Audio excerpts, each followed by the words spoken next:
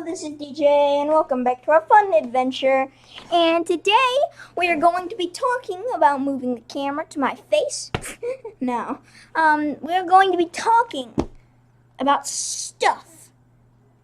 No, we're going to be talking about all the changes I've had to go through while getting my little doggy dog on the floor. He's here. If you haven't seen all my doggy vloggy videos, you should see them because this is my new series called Talk About Thingies. No, I'll probably name it later. I can't think of names for anything. You know, you ever have that feeling? Are you ever like that guy who just can't think of something? Like, they just can't think of something to talk about. No, not like that. I mean, some people probably are, but, you know the person, like, they just can't think of a name for anything? Like, I'm writing a book right now. I can't think of the name of it. Especially since if I do name it that, it's gonna be copyright. Well, actually, probably won't be if you look at the cover, but, yeah. I always have trouble naming things, you know, like when I named my Christmas movie and my, Halloween movie. That I made. You should check them out if you haven't already.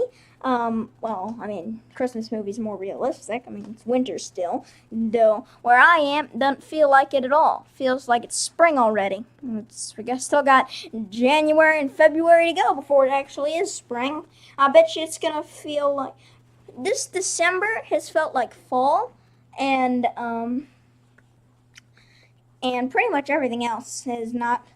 all the seasons have been mixed up. Fall felt like winter.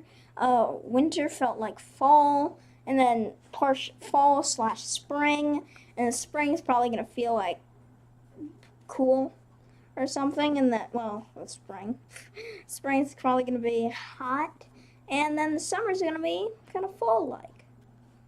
Don't drop that on you. I'm sorry, little buddy. Anyways, I got my dog on my birthday, and there was a lot of things we had to go through. First off, I had to go through the dog pound, which was pretty traumatic. I did not enjoy that. It wasn't traumatic. Just the dogs there. Like, have you ever gone to a dog pound, feeling like you're gonna adopt a dog, and then you go there, and then you'll feel sad for whatever dog is there, right? Like, when I went, there were almost every kennel was full or had a dog in it. Now, I did see a decent 25% of them was where they were adopted, but other than that, the rest of them weren't adopted, and they were pretty sad. There was a Yorkshire Terrier in there. They were so cute, so little, and I ended up getting this big old doggy. And he has heartworm, if I didn't tell you that before. We figured that out. We were supposed to receive him on Tuesday. We got him on the Saturday before my birthday. We got him the Saturday before my birthday. And then we bought him. Well, he was actually free. Normally dogs like this would have cost $150 easy. But this time of year, they were actually for free, which was pretty nice. We got him for free. We had to take him to the, what's it called? It was Tuesday. We got him on Saturday, and we bought him on Saturday. We made the arrangements. We owned him by then, but they had to run a few tests, and they couldn't do that because the doctor's office wasn't open until Monday, so that's when they were going to do it. Then we got a call. Well, no, they have a special person come over, I think, and then they do all the tests there. They ran all the tests, and one of the tests was that he tested heartworm positive. Now, when we took him to the vet, my father was kind of weary, whether or not we should get him, and I said that I could not go back there because I could not. When I did go there, after we got the dog, I cried. I'll admit that. It's not something I'm proud of whatsoever. But I did, and it's very unfortunate. No one saw me, just my dad, but I kind of was sad. You could tell I was very sad when I walked out, but and I'm not sure what exactly made me cry. Like, was it, like, I'm not sure if it was the fact that I could not take my dog home. That definitely made me feel sad. Not sad enough to cry.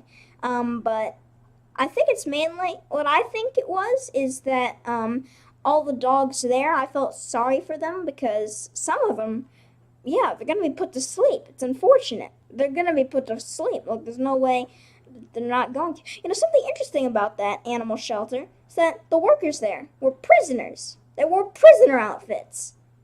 It's very interesting, but I didn't know that. They're probably just doing community service. That's probably what they were doing. I would do that. I would probably do that anyways. Not for community service. I mean, if I had to do something for community service, that's what I would do. But back to the topic. Oh wait, no, we're still on the topic. That's pretty good.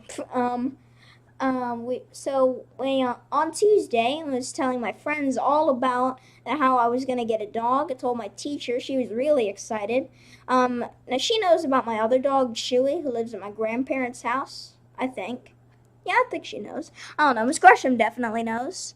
That's my fourth grade teacher from last year. Now I'm in fifth grade, and my teacher's name is Miss Thurston. Um, what else? They rescheduled it to come on Thursday because they had to run heartworm tests, and most of them came back positive, I'm pretty sure. And when we got him on Thursday, we took him to the vet, and they took a sample of his blood to test for heartworm in there. That's a more accurate test, because normally they do that kind of stuff at the pound. They don't do very accurate tests. Like, they'll do a test that's like not all the time they're accurate, especially with young dogs. They said that he was about 10 months old at the pound, but we're thinking he's more 5 years old. Not 5 months, years. 5 years old. I mean, it's pretty old. He's definitely not a puppy, not near a puppy. He's huge. He's like an adult beagle. Of course, he's a mix of a Labradors. They call them beagledores. So, of course, he would be bigger because of that, but not big enough to be that big of a puppy. There's no way he's a puppy. He, of course, chews things, but he loves them. But it took him a long time. Like, we only got him to start playing like 2 weeks ago. Back on Christmas week. It's like a Christmas miracle. He starts playing with his toys. um, he chewed up the blinds a little bit. I'm not proud to say that either, but other than that, he was pretty good. He has this habit, unfortunately, of climbing on the table. Now, before I used to watch TV while sitting at my computer desk over there, and I would just turn the chair and I'd eat it like this, kind of facing the TV, which, by the way, is right over there. Just you can't see that. And I would do that, and then one time I was eating sausages and rice, and then the dog just goes, whee! He tries to get it. I don't think he got any of it, but a couple, like, Christmas Eve, he threw up a sausage-looking thing. So, it was a lot earlier than that, though. We were watching The Land of the Lost, starring what's his name? Will Ferrell. That guy. Anyways, afterwards, why am I even talking about that? On Thursday, when we did get him, we took him to the vet, and they ran an accurate test with the blood, and a week later, this was the week before Christmas, and it was like Saturday or something, they called and said he tested, well, actually, no, it was the Saturday after my birthday, so it was like the Saturday 2 weeks before Christmas, and he was, we had to take him to the vet again, mainly because we were concerned. We looked at his belly where he had his surgery when he got fixed, and there was a red spot. It wasn't really near his surgery. It was just like on the spot where they cut his hair. You know, when dogs get fixed, they cut their hair like a big circle around it, and then they do the surgery kind of by their what's the best way to say this in a PG way? Private area, around there. And I like to call it Dingy Dog, but why do I even mention that? I don't even say it that much. Anyways, of course his fur is growing back, not as fast. He sheds a lot. He got all my panties, who I'm wearing right now. Panties, I like calling it that. His fur got all over it. Since he chewed up the blinds, like I mentioned earlier, now we have to take him. We can't leave him at home. My father looked it up after, like the day after we left him at home, and he did that, so we weren't with him. And my father said that it was separation anxiety, because of course this dog's a lovey-dovey dog. All he wants is to cuddle, get pet, kissed. Disgusting, but all that. All he wants is attention. He lives on attention, like I said in the last doggy vloggy video. But other than that, pretty much was fine. We bought this kennel thing. Let me turn it a little bit. We bought this thing for him. His bed's inside of it. Of course, you can take this off and put it on as a roof. And then there's a gate. I'm not sure where it is, but you can put that like right around here by the front of it. And that's a kennel. My father looked it up online. He said it's best not to use the kennels as punishments, otherwise that'll just increase their normal anxiety, because dog's probably been whipped or something before. But man, this is turning into a long video. Wow, 20 minutes almost. So yeah, he did have his fun. Once he tested for, we took him back when we were taking him back. Also, he was kind of shaking when he was breathing. It was like that kind of. He was like shivering when he was breathing, like it was kind of hard for him to breathe. We thought that was an effective heartworm, possibly, because back then we didn't know that he actually did have heartworm. So we took him to the vet because of that and the red spot in his private area. And when we got there, they told us that he had tested that he had heartworm positive, and this was real. He definitely has heartworm now.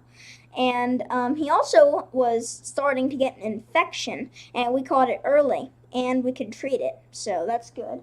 So he doesn't have an infection now. I mean, the red spot's still there. They prescribed him with some antibiotics and something else. And before we started mixing it with the cheese, then my grandmother gave me some pill pouches that Chewy wouldn't take. And once we ran out of cheese, we started giving it to him in the pill pouches. Now, before that, like just a second after after my father had to give him his pills, I gave a pill pouch to him as a treat, and he loves it. He loves it, just like he loves the greenies. And he ate it. He was fine with it. He obviously preferred the cheese, but he couldn't.